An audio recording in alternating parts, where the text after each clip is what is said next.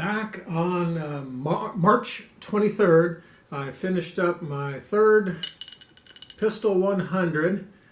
They do one heck of a buckle. A nice ball cap, nice shirt, coffee mug, lots of swag here. And not only completed it, but nearly 3 hours faster than last year. I was the oldest male finisher at, I believe, 22nd of 57 starters and 37 finishers. So that was a good start to the year for 100 milers. And then 5 weeks later was this past weekend's C&O Canal 100. So since fall of 2011, I've not been to a chiropractor. I've really not spent a penny with an orthopedist, or I haven't had any running related injuries, and honestly just nominal medical expenses. Going on, this is my 15th year on a 100% plant-based diet, and I have to give some credit to that for, knock on wood, being relatively healthy for 63 years old. And I think that the anti-inflammatory properties of that nutrition has contributed to over 100 injury-free ultramarathons.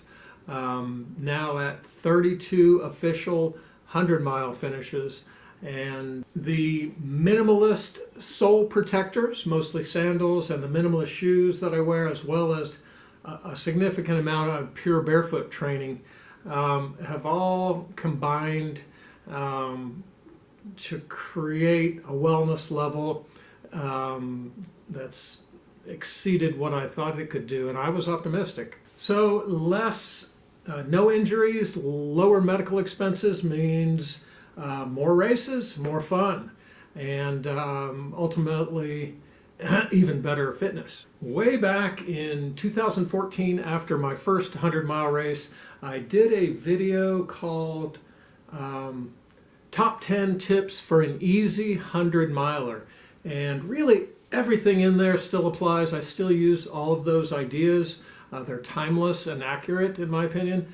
But I just keep kind of fine-tuning. And here recently, the last 200-mile races, my stomach has been better than usual. Even better last weekend than it was at the Pistol 100 in March. But one thing I did a little different was I had, the day before the race started, I had a morning oatmeal, something in the afternoon that included some nuts, greens, baked tofu, teriyaki sauce, polenta, basically just something without too much fiber and a decent amount of protein, modest amount of fat.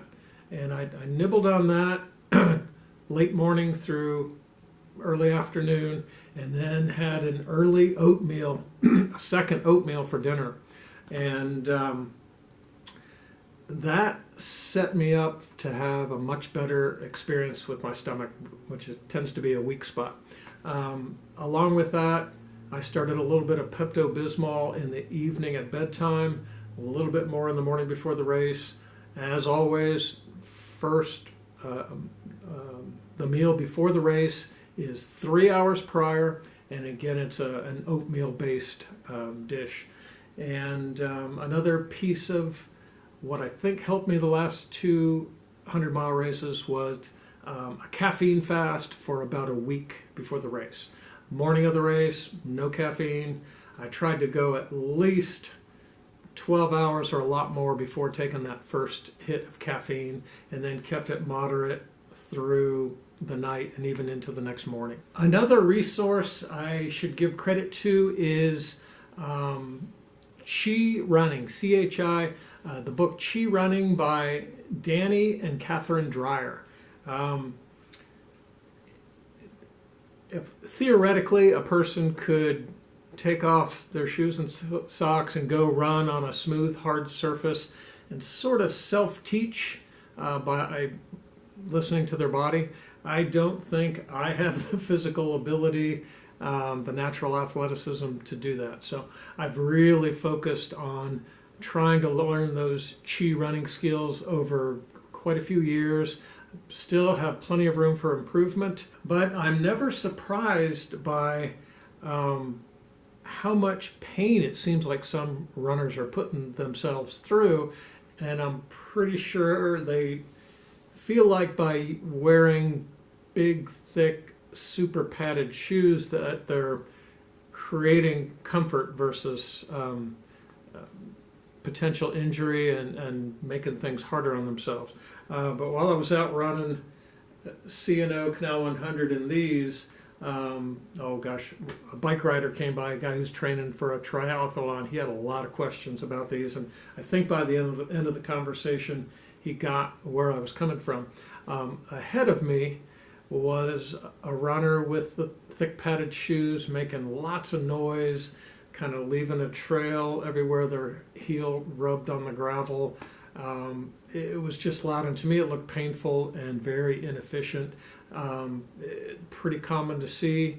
While I'd sure love to help some of those folks out, unsolicited advice doesn't go over very well oftentimes. There are just so many variables that as runners we can try to influence. So many different types of loosening drills, yoga, strengthening, cross training. If I tried to put a video together about all the different ways to attempt to be an injury-free runner, it would be a very long video. But go through my old video list, watch anything that looks of interest, and if you have any questions, let me know. I'm happy to try to create more content if it will be helpful for you.